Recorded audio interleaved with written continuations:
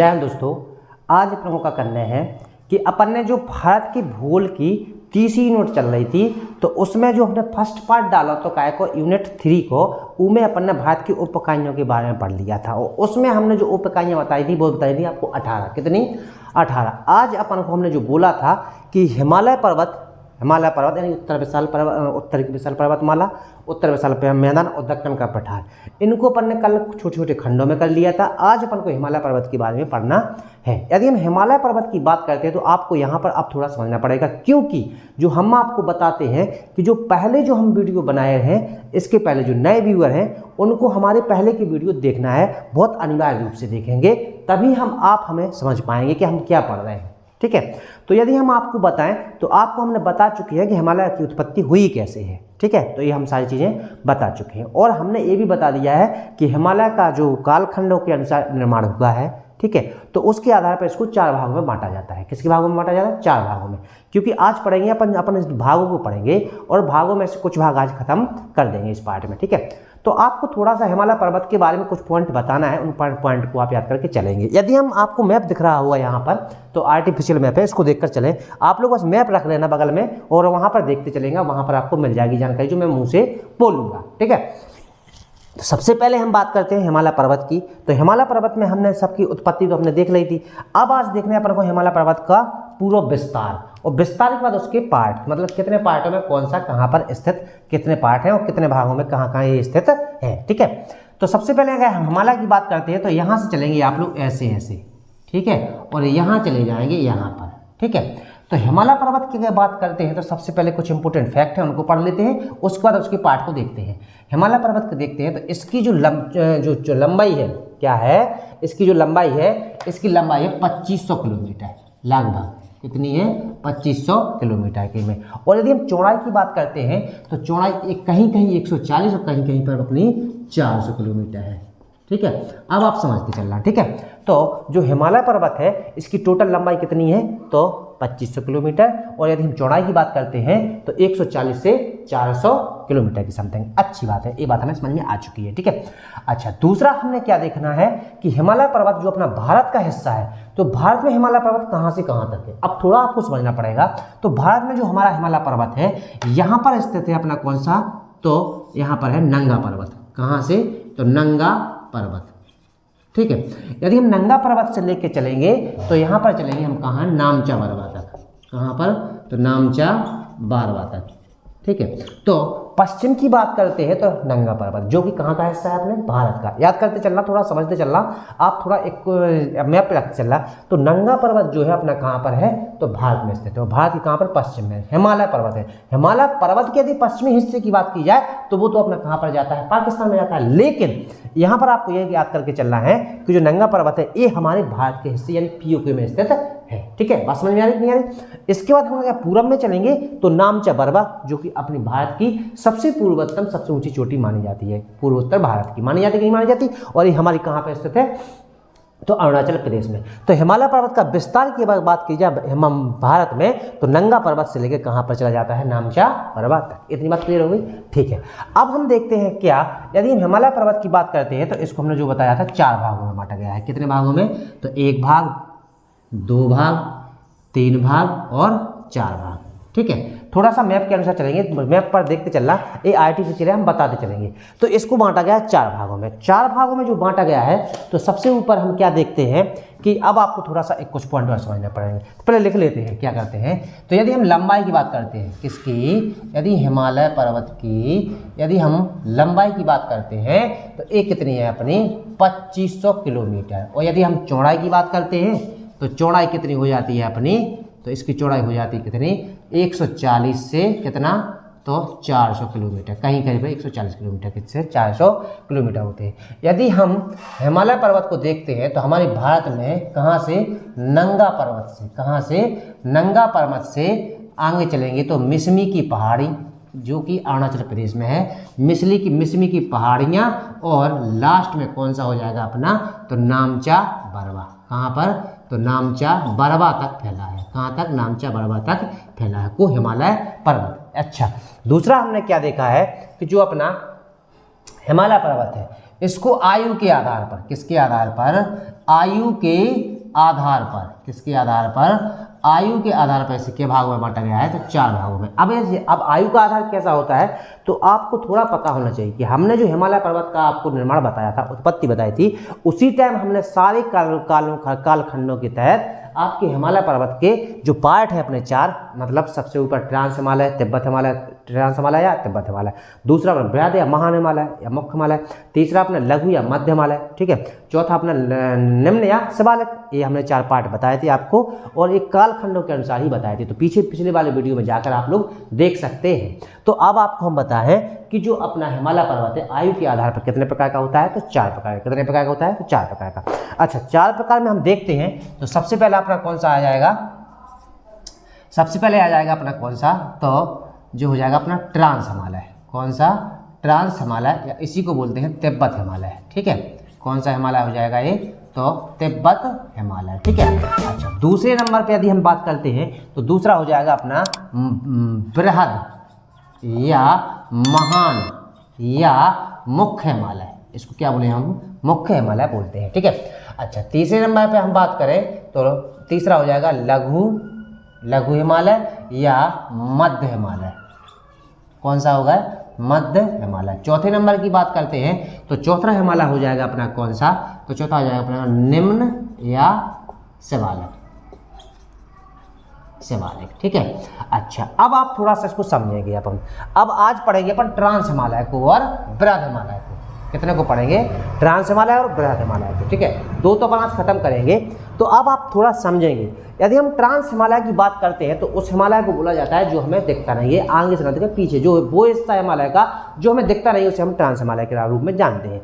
लेकिन यहाँ पर जो अपन जो पढ़ेंगे तो कुछ हिस्से ऐसे भी हैं जो हमें दिखते हैं, मतलब क्या होता है, वहाँ पर पहुँचना नामुमकिन के बराबर है, लेकिन कुछ हिस्सा ऐसा भी आता है जो हमें दिखता भी है और वहाँ पर आना जाना, मतलब लोगों का रहना भी, जो अपना पीओके है उसका हिस्सा आता है ना। जो काराकोरम श्रेणी है तो वो इसी में आती है, लद्दाख श्रेणी है वो ट्रांस हिमालय में आती है, जो जास्कर श्रेणी है वो इसी श्रेणी में आती है। तो यहाँ पर जब अपन चर्चा करते हैं, जब यहाँ पर देखते हैं तो यहाँ पर अपन जा सकते हैं, क्या कर सकते हैं, आ जा सकते हैं, तो हम देख भी सकते हैं, ऐसा नहीं है। तो पूर्णतः हम ट्रांस हिमालय उसको नहीं बोल सकते कि मैं दिखता नहीं, इसको भी हम क्या कर सकते हैं, देख सकते हैं, ठीक है। इतनी बात समझ में आ गई, चलो आगे बढ़ते हैं। तो अब आप थोड़ा यहाँ पर समझना पड़ेगा, आपको पता होना चाहिए कि जो अपना ऊपर वाला हिस्सा यहाँ पर एक पामीर का पठार है। कौन सा है, यहाँ पर पामीर का पठार है। किसका पठार है, पामीर का पठार। थोड़ा आप समझ लेना, फिर उसको लिखवाते हैं।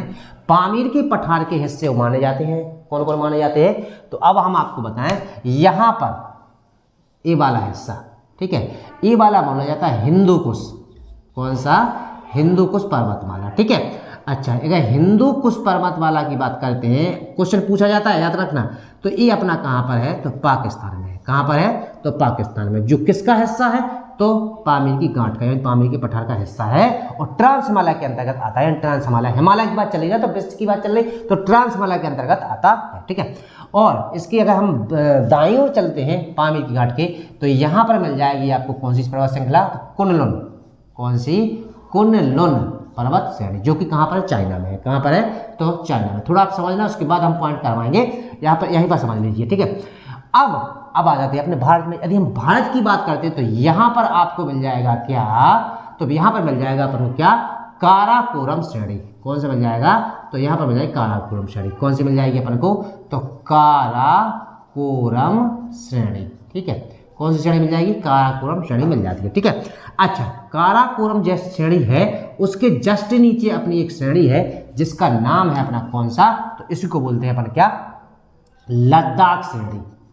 लद्दाख श्रेणी। और लद्दाख श्रेणी के नीचे की बात करते हैं तो यहाँ पर ये श्रेणी हो जाती है अपनी कौन सी, तो जास्कर श्रेणी। जास्कर श्रेणी। अच्छा, तो जो ट्रांस हिमालय है उसके अंतर्गत आने वाले जो हिस्से हैं हमने बताए हैं, कुछ अपने भारत के अंतर्गत के और कुछ बाहर के। तो ट्रांस हिमालय के अंतर्गत कुनलुन श्रेणी, हिंदू कुश पाकिस्तान का, यहाँ पर अपनी राकापोसी, काराकोरम, मतलब काराकोरम श्रेणी, काराकोरम के बाद लद्दाख श्रेणी, लद्दाख के नीचे कौन सी अपनी, तो जास्कर श्रेणी है अपनी, ठीक है। अच्छा, यदि हम बात करते हैं तो यहाँ पर जो अपना, यहाँ पर कहाँ पर अपना जो अपनी काराकोरम श्रेणी है, कौन सी है अपनी, काराकोरम श्रेणी है, तो यही काराकोरम श्रेणी पर एक अपन को चोटी मिलती है। कौन सी बोलती है, काराकोरम श्रेणी पर एक चोटी मिलती है जिसका नाम होता है K2। क्या होता है, K2।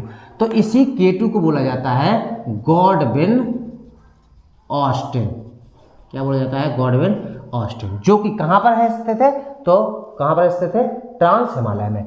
और इसी का एक नाम और है गौरी नंदा, जो कि पेपर में पूछा जाएगा। क्या है इसका नाम, तो गौरी नंदा। अब थोड़ा सा लिख लेते हैं, उसके बाद पता चलेंगे आप लोगों को। तो पहले हिमालय की बात कर रहे हैं अपन, किसकी, तो ट्रांस हिमालय की।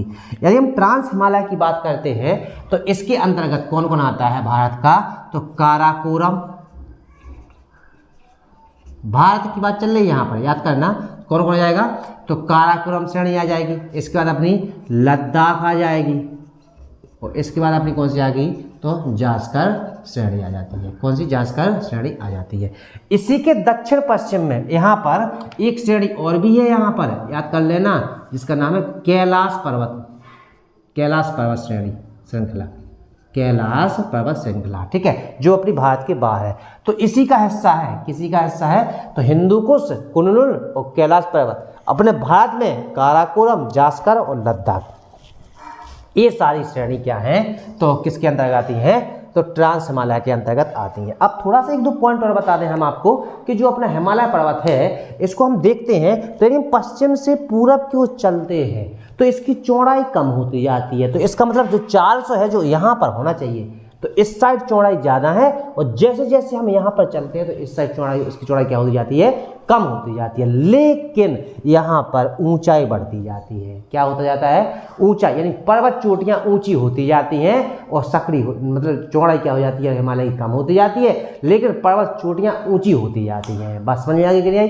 तो ये कुछ थोड़े से आपके लॉजिकल पॉइंट जो आपको याद करके चल रहा है, ठीक है। तो हमने क्या देखा कि जो अपना ट्रांस हिमालय है, इसमें आप क्या क्या देखेंगे, तो ट्रांस हिमालय हमने इतनी सारी श्रेणियाँ देख ली हैं अभी में। अब अपन को क्या करना है, थोड़ा सा और लिखते चलेंगे अपन, ठीक है। यदि हम आगे बात करते हैं तो इसमें किसमें, अब काराकोरम श्रेणी की बात चल रही, काराकोरम श्रेणी में ही अपनी K2 है, ठीक है, जिसकी ऊंचाई 8611 मीटर है। कितनी है, 8611 मीटर है। यदि हम इसकी बात करते हैं तो इसे गॉडविन ऑस्टिन, क्या, गॉडविन ऑस्टिन के नाम से जाना जाता है, और इसी को गौरी नंदा, गौरी नंदा पर्वत भी कहते हैं, ठीक है। अच्छा, अब हम आपको थोड़ा सा बता दें कि यहाँ नीचे आपको पता है कैलाश पर्वत कहाँ पर है, ये है अपना, ठीक है। यदि हम कैलाश पर्वत के नीचे के हिस्से की बात करते हैं तो यहाँ पर अपना मानसरोवर है, यहीं पर अपनी राक स्थल है। मानसरोवर से निकलने वाली अपनी सिंधु नदी, जो कहाँ से निकलती है, तो ये लद्दाख और जास्कर के बीच में निकलती है। किसके, लद्दाख और जास्कर के बीच से निकलती है। कौन सी, अपनी सिंधु नदी। और इसी के नीचे से सतलुज नदी, कौन सी नदी, सतलुज नदी। और यहीं से निकलती है अपनी कौन सी, तो ब्रह्मपुत्र नदी। तो ट्रांस हिमालय के मानसरोवर यानी ट्रांस हिमालय का हिस्सा है, तो इसी हिस्से से, किस हिस्से से, ट्रांस हिमालय से, जो ट्रांस हिमालय है, इसी में से कौन कौन नदियां निकलती हैं अपनी, तो आपको याद होना चाहिए सतलज, सिंधु, ब्रह्मपुत्र। तो सतलुज कौन कौन है अपनी, सतलुज, सिंधु, सिंधु और ब्रह्मपुत्र किस हिस्से निकलती हैं, तो हिमालय के ट्रांस हिमालय से निकलती है, ठीक है। अच्छा, अब आपको थोड़ा सा और बता दें आपको कि आपको पता होना चाहिए जो अपनी काराकोरम श्रेणी है, जो वाली काराकोरम श्रेणी है, वह किस में आती है, तो पीओके में आती है। किस में आती है, तो पीओके में आती है। जो काराकोरम श्रेणी है वो किस में आती है, पीओके में आती है, यानी पाक ऑक्युपिड कश्मीर में आती है। इसके बाद यदि हम बात करते हैं आगे, तो आगे हम देखते हैं कि यहाँ पर, कहाँ पर, जो अपना भारत है, ट्रांस हिमालय में पाए जाने वाले कौन, ग्लेशियर भी देखने अपन को, क्योंकि इसी हिस्से में कुछ ग्लेशियर भी पाए जाते हैं। तो पहला ग्लेशियर कौन सा हो गया अपना, सियाचिन। कौन सा, तो सियाचिन। यदि हम सियाचिन ग्लेशियर की बात करते हैं तो यह है कितना, 76 किलोमीटर। कितना है, तो 76 किलोमीटर के एरिया में फैलो, जो भारत को सबसे ऊंचा माना जाता है, ठीक है। इसके बाद ब्याफो, ब्याफो, अच्छा, ब्याफो कितने में, 59 किलोमीटर में फैलो। इसके बाद अपना ब्याफो हो तो बालतोरा, बालतोरा जो कि 58 किलोमीटर में फैलो। इसके बाद हेस्पार जो कि 61 किलोमीटर में है। ठीक है, अब तो आपको समझ में आएगी बात को कि सर जी यहाँ पर हमें सियाचिन तो समझ में आ गया जो भारत का, लेकिन ये 3 कहाँ के यहाँ है, तो ये 3 जो अपने हैं इनको एरिया पीओके में जात यानी पाकिस्तान में लगत, इसे अपन को भारत को सबसे ऊंचो कौन सा है, सबसे बड़ा कौन सा है, तो सियाचिन ग्लेशियर है, ऊंचाई पर भी स्थित है। अच्छा, और हेस्पार, बाल्टोरो और ब्याफो ये तीन के तीन कहाँ के हैं, तो पीओके के यानी बॉर्डर पे माने जाते, तो लगभग भारत को हिस्सा मानो जात है। ठीक है, बात समझ में आ रही कि नहीं आ रही। चलो इसके बाद चलते हैं अपन आगे। यदि हम आगे चलते हैं तो यह है इसी क्षेत्र में, मतलब किस क्षेत्र में कि ट्रांस हिमालय वाले क्षेत्र में यदि बात करें तो इसी क्षेत्र में अपन को राकापोसी पर्वत, राकापोसी पर्वत जो कि विश्व की कौन सी, विश्व की सबसे तीव्र ढाल वाला क्या है,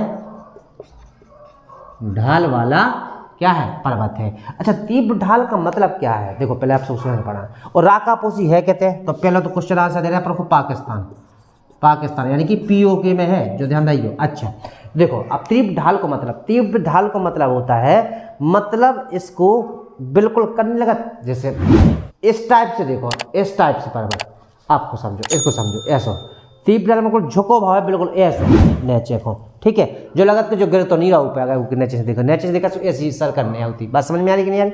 तो तीव्र ढाल, बहुत तीव्र ढाल को जो कहा है अपनो, तो विश्व को सबसे तीव्र ढाल वाला पर्वत कौन सा है, राकापोसी पर्वत, जो कितने माना जाए तो अपना पीओके में है, यानी कितने है, इतने स्थित है, और जो कितने है अपना तो पीओके में है, पाकिस्तान में स्थित है, क्योंकि पीओके पे आज भी की को अधिकार है तो पाकिस्तान को है। ठीक है, बात समझ में आ गई कि नहीं आई। चलो इसके बाद आ जाते हैं हम आगे।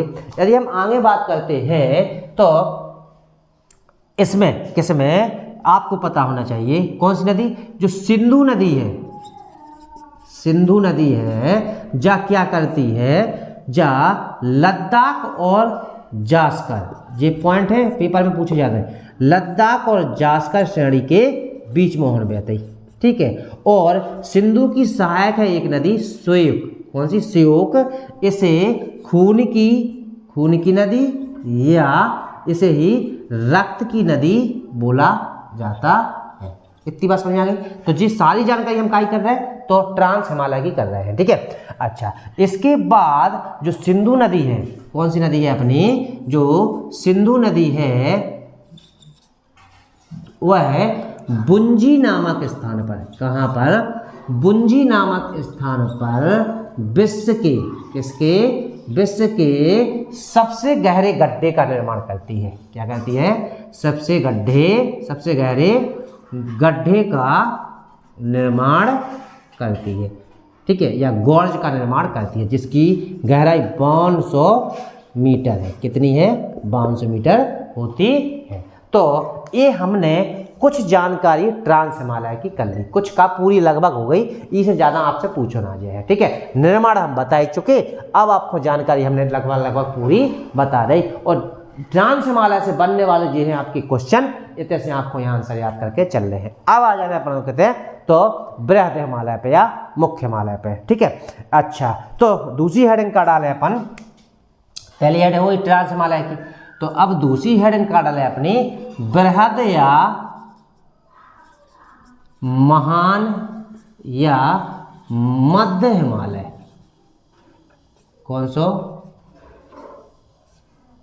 मध्य हिमालय। ठीक है, नहीं मध्य नहीं होगा, इसका हो गया बृहद या महान या मुख्य हिमालय।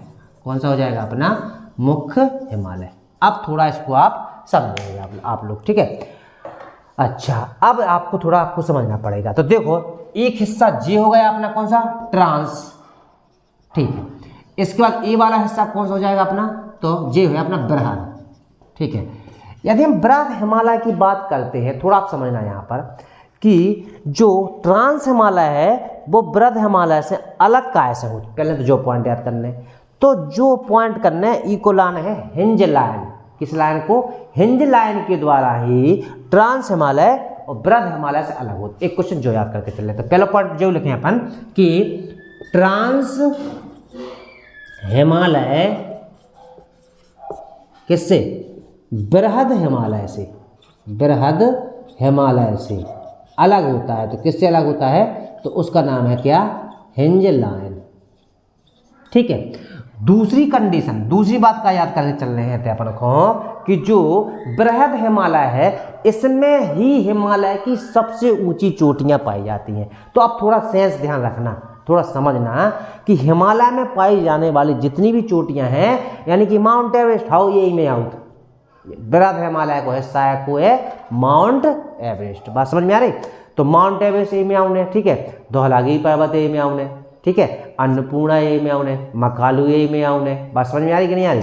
तो जिस सारी की सारी श्रेणियां जो कि ऊंची श्रेणी, नंदा देवी ये में आउने, तो जिस सारी श्रेणियां जो हैं जो किस में आती हैं अपनी, तो महान या बृहद हिमालय में आती हैं। तो ऊंचाई के लाने जो तो जाना जाता है, ऐसे ऊपर तहाँ जाके कहते इतने इतने कौन सी है अपनी, इतना ही तो है अपनी कौन सी माउंट एवरेस्ट है, इतना ही बगल में है अपनी कौन सी मकालू है, मकालू के अन्नपूर्णा है, धौलागिरी है। तो अभी बाद में बताने जन को कि देखो यही हिस्सा में, ये हिस्सा में जो अपनी कौन सी हो जाती अपनी, तो जब माउंट एवरेस्ट हो जाता, इतना ही अपनी कौन सी हो जाती मकालू हो जाती, यहाँ पर अपनी कौन सी अन्नपूर्णा हो जाती, यहाँ पर आपकी कौन सी हो जाए अपनी तो धौलागिरी हो जाती। बात समझ में आ रही कि नहीं आ रही? तो ये सारी चीज़ें जो ऊंचाई वाली जो पर्वत चोटियाँ हैं ये सारी की सारी कहते हैं अपनी, तो जी है अपनी कौन में, तो मध्य हिमालय में। ठीक है। अच्छा, यदि हम बात करें मध्य हिमालय की तो यहाँ पर पाए जाने वाली चोटियों के नाम कुछ लिखे लिए हैं यहाँ पर। ठीक है। तो इसमें देखिए सबसे पहले तो माउंट एवरेस्ट, कौन सी?